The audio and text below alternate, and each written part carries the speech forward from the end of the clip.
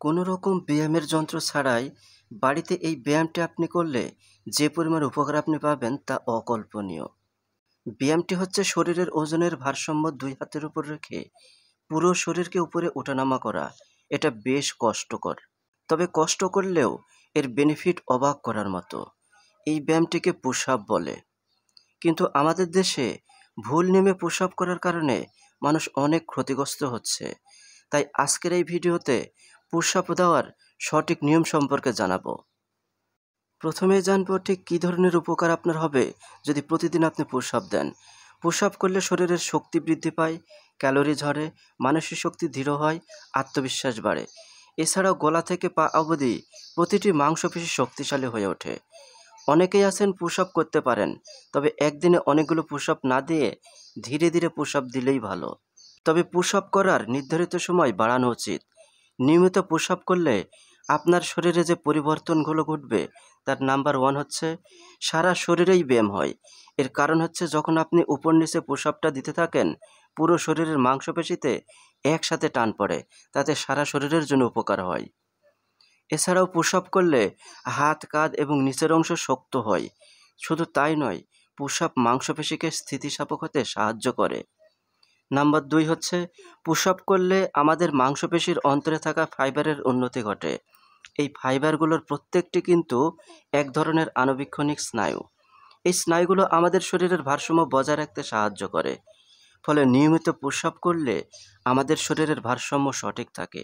এখানেই শেষ নয়, পুশ আপ সারা শরীরের জমে থাকা স্নায়ুগুলোকে আরও শক্তিশালী করে গড়ে তোলে, যা শরীরের গতিবিধি এবং ওজনের সাথে সহজেই খাপ খাইয়ে নিতে পারে।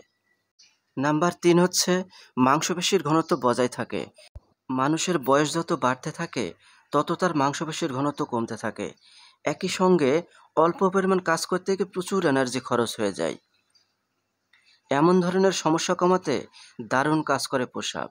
কারণ প্রতিদিন পুশ আপ অনুশীলন করলে মাংসপেশির ঘনত্ব বৃদ্ধি পায়, সেই সঙ্গে শরীরের স্বাভাবিক ক্ষমতাও বাড়ে। নাম্বার চার হচ্ছে শরীরের উপরিভাগের ক্ষমতা বাড়িয়ে তোলে। এই পুশ আপ শরীরের উপরিভাগের জন্য কেন এত উপকারী? আসলে যখন আমরা পুশ আপ করি তখন আমাদের প্রতিটি মাংসপেশি শরীরের ওজন ধরে রাখতে সাহায্য করে। আর কোনো ব্যায়াম এতটা বেশি উপকার পাওয়া যায় না। নাম্বার পাঁচ হচ্ছে শক্তিশালী কোর পেতে সাহায্য করে। আপনি যদি স্ট্রং কোর পেতে চান তাহলে পুশ আপের কোনো বিকল্প নেই। কোর বলতে বোঝায় পেট ও কোমরের দুই পাশ এবং পেলভিসের নিচের অংশ। প্রসঙ্গত নিয়মিত পুশ আপ করলে শরীরের এমন এক পর্যায়ে চলে যায় তখন যে কোনো ব্যায়াম সহজেই করে ফেলা যায়। এমনকি পুশ আপ করলে কোমর ব্যথার সমস্যা দূর হয় এবং শরীরের গঠন দৃঢ় হয়। এখন জানাবো পুশ আপ করার প্রচলিত নিয়ম। পুশ আপ করবেন 3 সেট করে 8 থেকে 16 বার। তবে আপনার ফিটনেস অনুযায়ী আরও বেশি করতে পারেন। সঠিকভাবে পুশ আপের জন্য হাতের তালু মেঝেতে রেখে চেস্ট বা বুক ধীরে ধীরে মেঝেতে ফেলে শুয়ে পড়ুন। হাত থাকবে চেস্টের বরাবর। চেস্ট বা বুক থেকে দুই পাশে একটু দূরে হাতটা থাকবে। দুই পাশ সমান্তরাল সোজা থাকবে। মাথা শরীরের সমান্তরালে থাকবে এবং সামনের দিকে তাকাবেন। হাত যখন সোজা হবে তখন থামুন, দম ছাড়ুন।